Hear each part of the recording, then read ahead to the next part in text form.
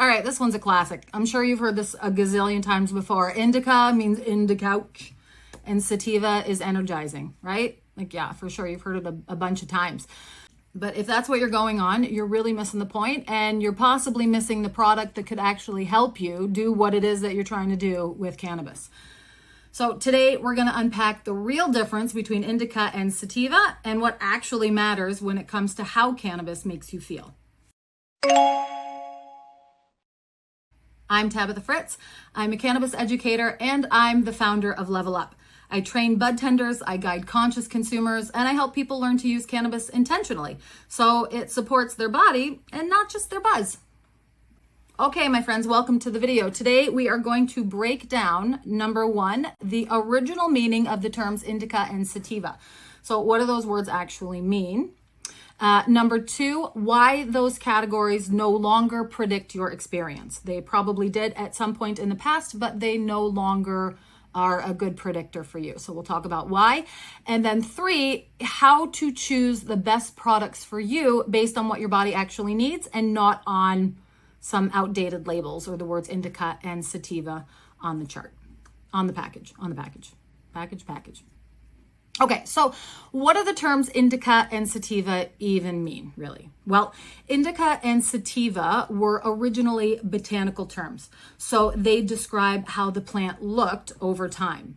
And they were two sort of different plants, essentially. Cannabis sativa grew in locations that were near the equator. So places that got lots of sun year round, they were warm year round, and there wasn't necessarily a growing season. Because of that, sativa plants grow a lot taller. They're really airy. They have like big branches and stalks and big airy buds, and they like are open to the sun, and they take a long time to flower. They take, I think, 16 weeks to flower, 16 to 18 weeks to flower, because they come from locations where there's all kinds of sun all year round. Now, indica plants, on the other hand, are native to colder and more mountainous regions around the world, places like Afghanistan or India. And because of that, they are different kinds of plants. They're much smaller and stockier, and they're almost like a bush. And they have a higher resin production, and they're more defenses against frost because the buds are a bit tighter, because they grew in these colder places where they had less access to sun and they had less growing time year round, right? So because of that, they needed to make as much use of the sun as possible. So you see these great big leaves on an indica plant versus skinny or fan leaves on a sativa plant.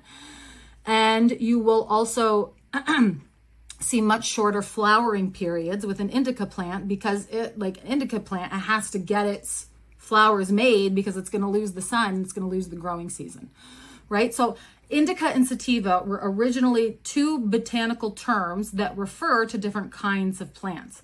Now, are there different effects from those plants? Potentially. And over time, people began to associate those two different shapes, the indicas and the sativas, with effects, right? So you could get potentially calmer effects from an indica plant, a more resinous plant. It's got a higher THC content. You're going to get more sedative effects, more calming effects, versus a sativa plant, which is not going to have that high resin production. It's a lower THC production generally. It has different terpenes because it grows in a totally different environment. So you're going to get a more uplifting experience with a native sativa strain.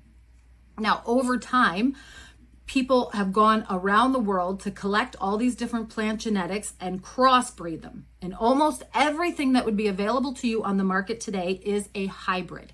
It is a combination of indica and sativa genetics. There are very, very few plants available on the market today that are true sativas or true indicas. Okay, it's all a hybrid. Therefore, the terms indica and sativa have very little to do with the outcome of your experience, of whether or not you're actually going to have an uplifting or a sedating experience with cannabis. Now, that being said, they are marketing terms. And so they do prime the consumer's brain to expect certain effects. We know that the placebo effect is a very real thing. Your brain absolutely makes things real. So if you consume a product and you expect it to be uplifting, it is more likely to be uplifting than if you expect it to be sedating. Because of that, people who produce cannabis and sell it around the world will often call things indica and sativa because they are trying to prime the consumer's brain to let them think ahead of time, oh, this is going to be uplifting. This is going to, give me some creativity. It'll give me some focus. It'll help me be energetic. Or it's an indica. It's going to help me relax. It's going to help me sleep. It's going to, sedate me at the end of the day. So the terms indica and sativa are not the best ways to determine the effects. Instead, what you want to think about are the cannabinoid ratio and the terpene profile, okay?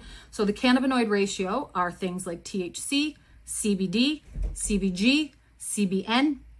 If you don't know what those cannabinoids are, I have other videos on them that will explain what those cannabinoids are, how they work with your body, and the effects that they provide. So if I want to have something that's very sedating and puts me to sleep, I'm going to choose something with a higher THC content, something that potentially has CBN in it as well, which is a cannabinoid that helps to induce sleepiness, and maybe a little CBD if I'm feeling like I have some inflammation that I want to fight. Or on the other hand, if I'm looking to be more uplifted, I will choose a product that has a higher CBG, sort of low THC, but some THC. And then I will choose a terpene profile that's quite uplifting, right? I'll choose maybe some limonene and some alpha pinene, which helps with memory retention. So I will use the terpenes and the cannabinoid ratio to choose the product based on the effect that I'm trying to feel, whether that would be uplifted or sedated or any of the other moods and experiences that are in between those two things. So if you're shopping for cannabis, simply saying I'm looking for an indica or I'm looking for a sativa really isn't enough. What you want to do is say, this is the effect that I'm looking to achieve. I'm looking to use cannabis to do this thing, to help me sleep, to help me be more creative, to help me focus, whatever it is. And that way, the budtender or the educator or whomever you're working with can help you find a product that better matches the outcome that you're looking for. Right? And this is where the intentional cannabis consumption really comes in. It's not about the category of the product that you're consuming. It's about connection, right? What does your body need right now? You have to connect with your body in order to understand it, in order to understand the support that it needs. That's the real question. How do you best support your body in this moment? And in order to understand that and get an answer, you have to connect with your body. You have to be aligned. You have to pay attention and be intentional with what you're doing, with your intention, with your energy. You have to be intentional with your choices. Do what you're doing with purpose. Have a reason for it. Have a meaning for it. It might not work out for that reason or meaning, but if you're starting with a reason or meaning, you're already a step ahead when it doesn't work out to figuring out what will work for you to achieve that outcome. So the next time you shop or you're shopping for weed, whether it's online or in a store, here's a little framework that you can use to figure out a product that's right for you. Okay, so first of all, forget the labels. Forget the indica and the sativa part. Just don't even think about it for a second. Instead, describe what it is that you want to do or feel. Energized, creative, pain-free, grounded. Okay, those are just some of the effects that you could be looking for. And then consider, instead of indica or sativa, consider the terpene profile and the THC to CBD ratio. And if you're a little more advanced, you can look at the other cannabinoids as well. If you have questions, ask the budtender. That's what they're there for. They're there to guide you and to give you answers. If you're shopping online and there's no help available, send me a message on YouTube. I'll answer your comment. If you have a question, I'm happy to help you do that. The whole point of this is for you to get more tools and skills that help you figure out how to use the right products that are going to make your life better, right? And in order to do that, you have to figure it out for yourself.